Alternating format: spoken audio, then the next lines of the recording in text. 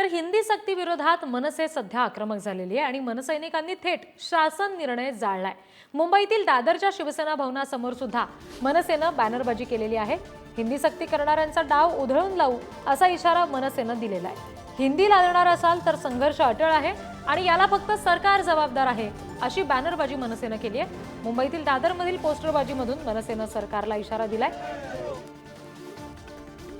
मुंबई पुणे या सगळ्या ठिकाणी हे आंदोलन करण्यात आलंय।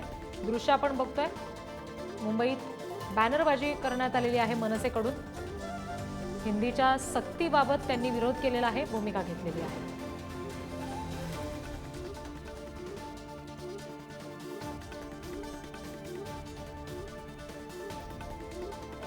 आम्हाला जी.आर. मान्य नाही हे थेटपणे आपल्या एका कृतीतून मनसे यांनी दाखवलेलं आहे। जी.आर. मान्य नाही, तुम्ही जी.आर. जाळले दादरला आणि करायला फाडलेला सुद्धा। काय सांग आत्ता तो 2-3 दिवसापूर्वी जो जी.आर. आला, तो जी.आर. हिंदी भाषिकाच्या विषयी संपूर्ण विद्यार्थ्यांना तो सक्तीचा करण्यात आलाय, जो अत्यंत याला निषेध आम्ही करतो।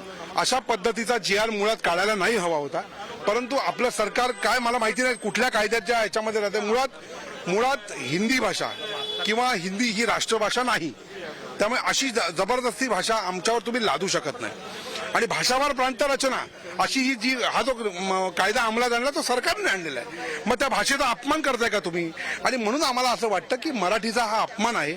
अशा 5वी आणि 6वी 7वीला ऑप्शनल लँग्वेजला आपण असं म्हणतो की संस्कृत किंवा हिंदी घ्या, हे असताना देखील तुम्ही जबरदस्ती ही भाषा का लादताय? आणि म्हणून आमचा हा विरोध आहे। माननीय राज ठाकरे साहेबांनी काल पत्रक काढलेलं आहे। आज त्याचा विरोध दर्शवण्याकरता आम्ही तो जी.आर. फाडला, तो जी.आर. आम्ही जाळला आणि आजपासून मनसेचं आंदोलन आम्ही जाहीर केलं। हा राजकीय दृष्टीने तुम्ही बघू नका। आमचं असं म्हणणं आहे की याच्यामध्ये संपूर्ण मराठी जनता, मराठी साहित्य या सगळ्यांनी याच्यामध्ये या आंदोलनामध्ये सामावून घेणं हे आमचं मूळ कारण हे आहे। आणि म्हणून या सगळ्यांना इन्व्हॉल्व होणं, हा महाराष्ट्राचा अपमान कसा आहे हे दाखवून घेणं गरजेचं आहे। आता मराठी भाषेसाठी आम्ही सगळे रस्त्यावर उतरलेलो, अशी गोष्ट आम्ही घडू देणार नाही असं ठाम मत आता मनसे नेत्यांकडून केलं जात आहे। बुवासोबत श्रेयस सावंत, पुढारी न्यूज, मुंबई।